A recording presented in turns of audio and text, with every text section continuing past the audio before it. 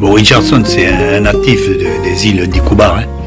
Donc, il a été ordonné prêtre anglican à Rangoon, hein, donc en Birmanie, dans les années 1906. Ensuite, il revient à Car Nicobar, hein, son île natale. Ces îles sont situées entre les îles Andaman et Sumatra. Ce sont des îles couvertes de jungle et de forêts épaisses, dans lesquelles vivaient des tribus primitives.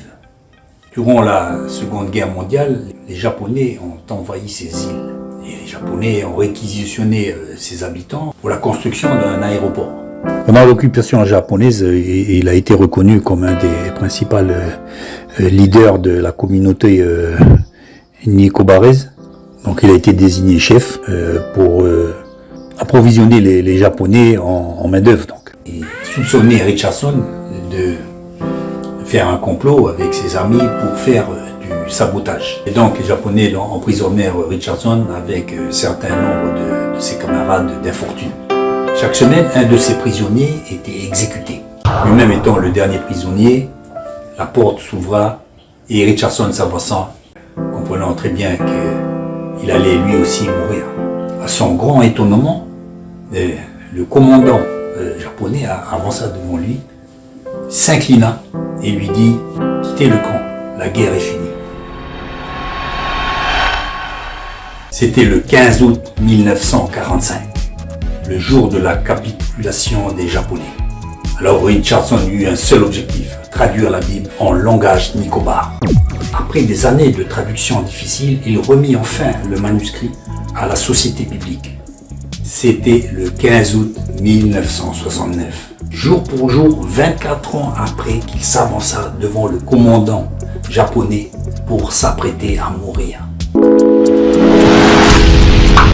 La Bible en Nicobar donc fut publiée et les quelques 600 premiers exemplaires furent acquis par les insulaires en moins d'une heure.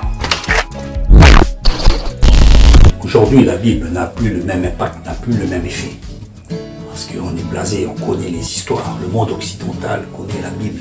Et pratiquement dans les hôtels, dans les bibliothèques, partout, sur Internet, en PDF.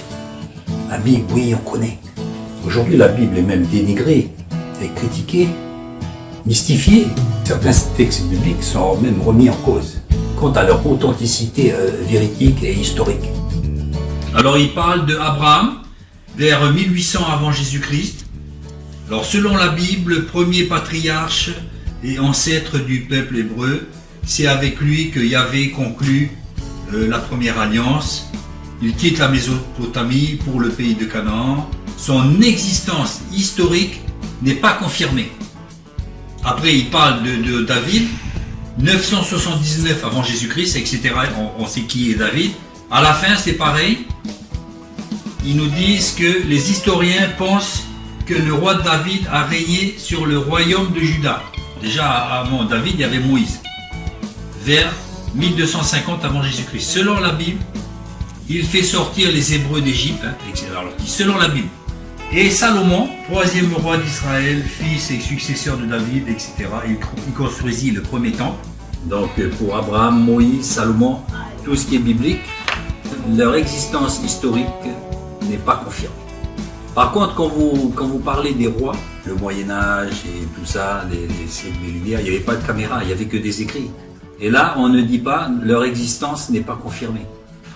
Pourquoi ? Parce qu'ils attachent de la véracité à ces textes anciens. Donc, pour eux, la Bible n'a pas de valeur de foi. Quand on parle de Vercingétorix, quand on parle des Celtes, des Vikings, tout ce qui s'est passé jadis, il n'y avait pas de caméra, évidemment, il n'y avait pas de livres. Leurs mentions dans les livres d'histoire sont basées sur des écrits, sur des pièces archéologiques, mais on ne va pas aller jusqu'à dire leur existence historique ne sont pas confirmées. Vous voyez la différence ?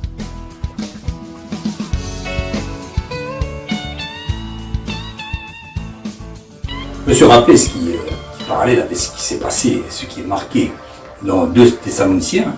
Un individu, quelqu'un qui va arriver, qui est peut-être encore médiatique, sous les feux des caméras, ou peut-être pas encore révélé, et il va s'élever au-dessus de bien des choses, remettre en cause tout ce qu'on pouvait apprendre La foi de certains étant déjà ébranlée, il va finir de parachever son œuvre, malfaisante, pour terrasser, si possible, les derniers combattants. Je viens de voir un hommage du président Macron au dernier compagnon du général de Gaulle.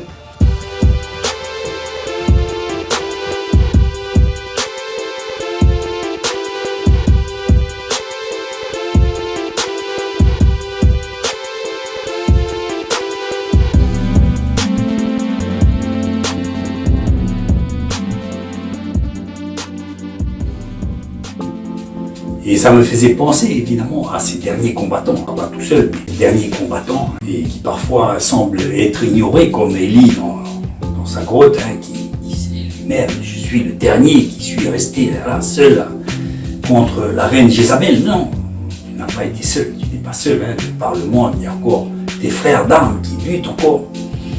Et sous cette pression omniprésente au niveau culturel, même au niveau église, au niveau politique, le taux se referme de plus en plus. Et cette pression sera arrêtée quand même à un moment donné, parce qu'autrement il ne resterait plus de combattants, il ne resterait plus aucun combattant de la foi. Ces vrais combattants de la foi, ces gens apparentés à ce qu'on peut voir dans Hébreux chapitre 11. Donc cet homme du péché qui va s'élever au-dessus de bien des choses, va certainement arriver par surprise. Il va s'asseoir au plus haut sommet de la hiérarchie mondiale et puis accentuer cette pression que nous pouvons déjà sentir aujourd'hui. Mais voilà, tout sera remis en cause, jusqu'à même ébranler les fondements personnels du croyant, où il pourra se demander comme actuellement, dire mais finalement, j'ai cru en qui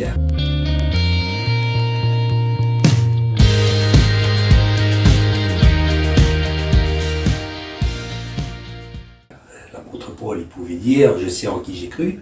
On peut se poser la question, sans pouvoir se voiler la face et dire oui, je sais en qui j'ai cru. Non, les temps de l'apôtre Paul ne sont plus les mêmes. Et on peut se voir ébranler de ci, de là. Ces choses-là sont normales pour éprouver notre foi.